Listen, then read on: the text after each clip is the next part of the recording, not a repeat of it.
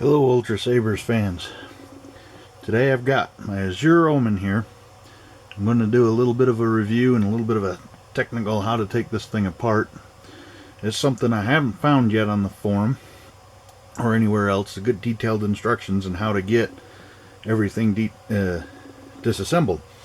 So, first off, a little bit of a review. Absolutely love this saber. It's a little bit heavier than many of the sabers, mostly because of the large size of the emitter here. For me, that's no problem. I trained previously with steel broadswords and longswords, so this emitter with this weight and a 40-inch heavy grade blade is excellent for me. It puts the balance about a quarter to a half-inch in front, or below the end of the emitter, which is quite nice, really. Everything looks great. The feel is good. The size is just, it's really good. It's not like some of the bigger, thicker sabers like my Scorpion over here, which I like the grip on, but a lot of people don't. This is a good size grip for pretty average. I like the blue inlays. They look great. It follows really well the patterns from the original cartoon series. Even got this little spade shaped design here in the middle. One thing I didn't realize looking at any of the pictures on the site, and nobody's actually mentioned, while most of the blue in the claws here and in the handle are cut out and then the blue is anodized in and then remachined off the surfaces, on this emitter these shapes are cut in and then it appears, it's really quite clear, I don't know if you can see it, after they're cut out, these other shapes are manufactured with the blue anodizing and then glued in place, which gives it a nice effect because it keeps it a little bit smoother than deep anodizing would and doesn't have the deep cut in like some of the sections over here. I think it's a neat effect and really good planning to really make this a little nicer than it could have been otherwise. I've got mine in Arctic Blue. Shows up quite nicely through the discs. They say red or white would be best, but the Arctic Blue is light enough, it lights up the discs really well. Now on to some of the technical parts. Obviously the pommel comes off just like any other Ultra Saber. Screws off, then your battery pack's inside. Has nice vents. I didn't get mine with sound, but well,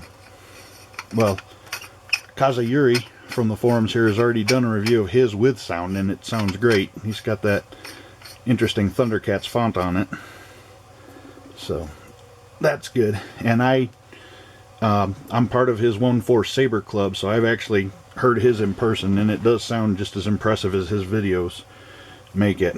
Now, onto some of the more technical of getting the blade changed or getting this emitter disassembled. For almost all Ultra Sabers, to do any work, they got the little set screw in there, and the set screw is a 5/64 Allen key that you're going to need. To get at that with this one, you need a 3/16 Allen key also. Down here, located in the bottom of the pommel, you can see the two screws here.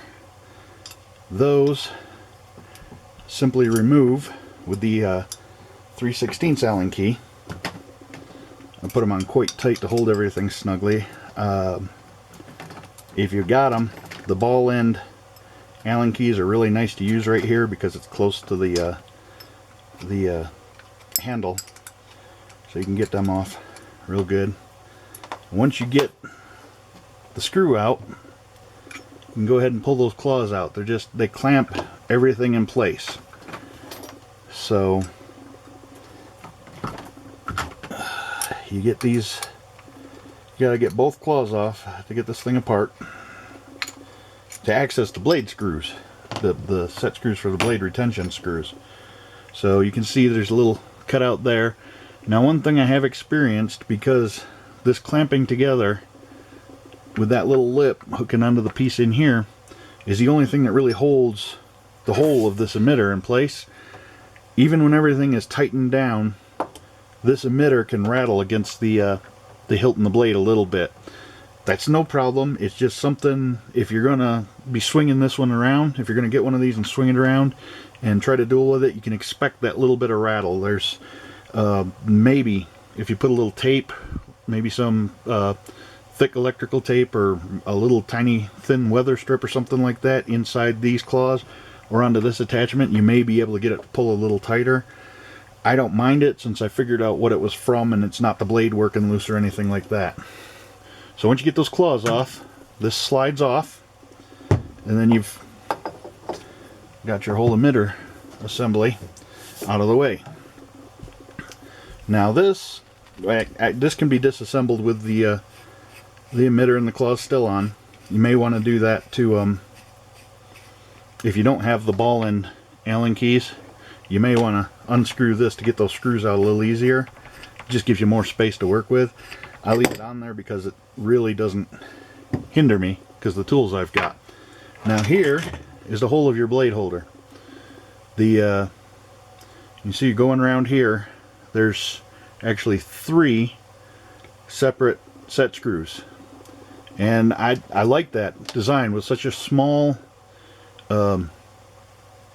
part, with such a small blade retention section. It's nice to have the extra security of those added 2 or 1 set screw depending on what you're usually using. Most of the Ultrasabers have 1 or 2 set screws only, and they're similar in location. These ones go all the way around, evenly spaced around this blade holder. So I can take those loose here. Very simple. I'm going to go all the way around. Now one thing, this is just personal opinion, I prefer with such a small blade holder to keep a heavy grade blade in it. It does add weight to an already heavy saber. However, with just having this little space actually doing the retention, you can drive those set screws in really good and have it held pretty securely. When dueling with it, you're not going to get a lot of play because this emitter, even though there is a little bit of wobble to it, fits secure enough to help secure that blade.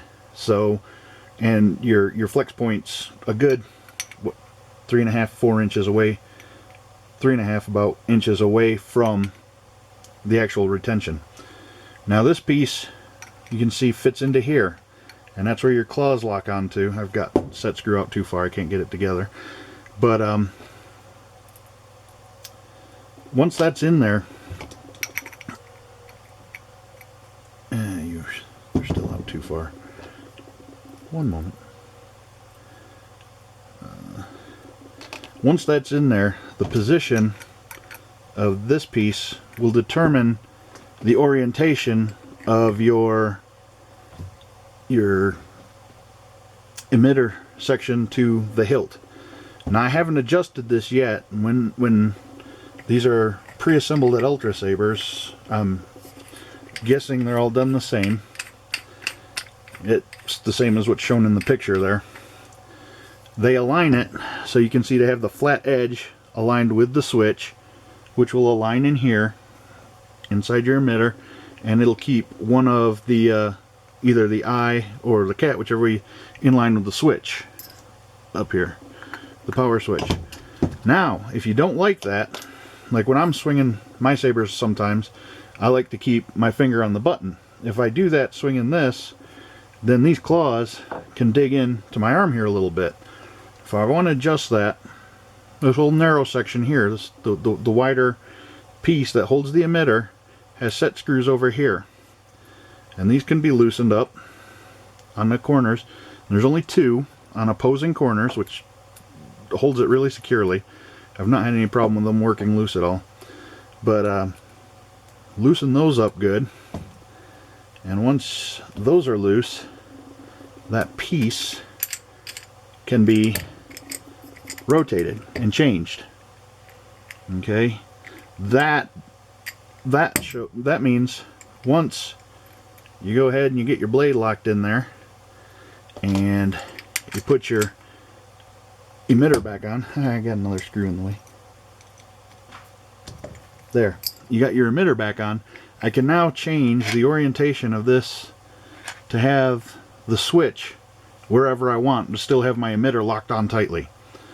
Okay, so I'm going to try and get this lined back up as it was originally. I kind of like the emitter on line with the flat for now. So you go ahead and kind of hold that in place, lock down the blade holder in there, and then you can tighten down these set screws, and it kind of retains itself in place so you can work with the set screws slightly more easily than trying to fight with them while everything is loose. This piece here, let's see, haven't actually looked into this yet. I'm going to try and take this off because I believe, let's see, yeah, with that piece removed, you got a little lip up here just below, just where that retention bracket sets. I need to start it in here again.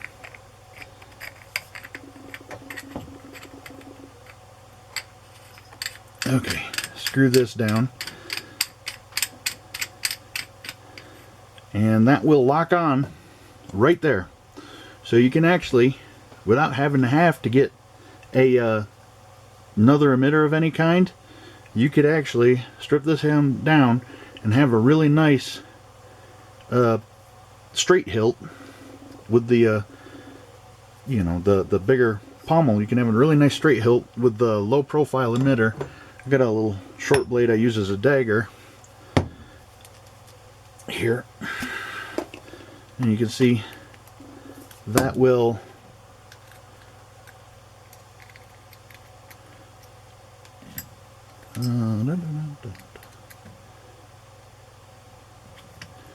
that'll fit and set right in there and give you a little straight handle with a low profile emitter. I'm not sure I would try any dueling with this, even with a heavy grade, at least not the longer ones. Maybe in an initiate size, or maybe even the 36, just because the retention area, blade retention area, is small. It is a low profile emitter at this point. However, it would work. It would work with the 3 screws going around there. It's definitely going to give you good blade retention, no matter what you've got in there. I just worry about the leverage of that much blade sticking out of a small 1-inch sized blade holder.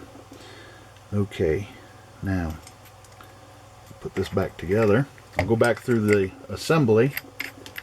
It doesn't need much explanation, but I'll go back through the assembly here. Hopefully everybody can see what I'm doing. And get the alignment the way I want it.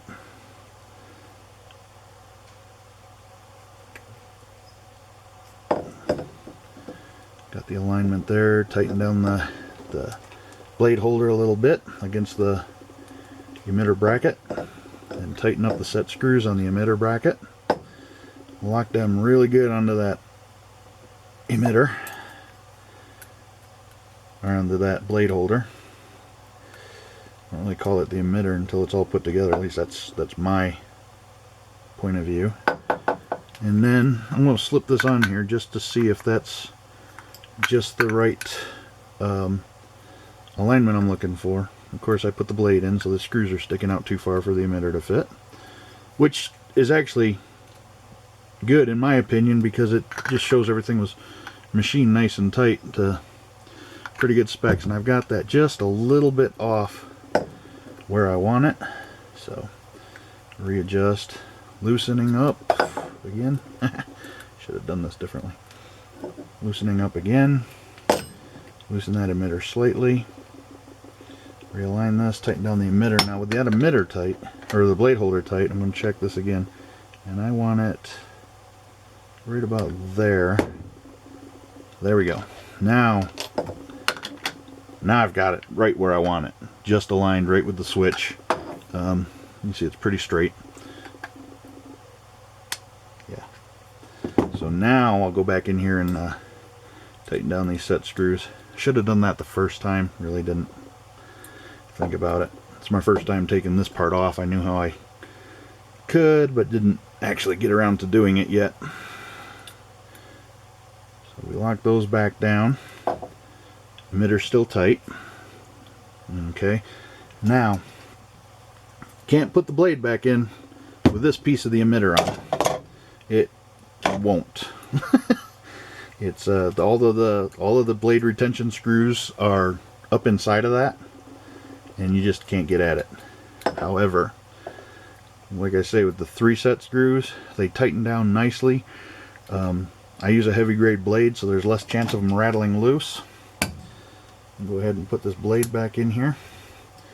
Push it down in securely to help retain the LED housing. And go all the way around one at a time, tightening up the set screws. Give them a little twist with my long end here. I'm getting a little off camera. Okay, come back in. Give them a good lockdown, not too tight. Don't want to cut into my blade too bad and drive a hole all the way through it. I do, however, want them locked in securely, so where if I do a little bit of dueling, I don't have to immediately try to tighten the blade again. They will work loose after time, but that's with anything that's vibrating. Alright.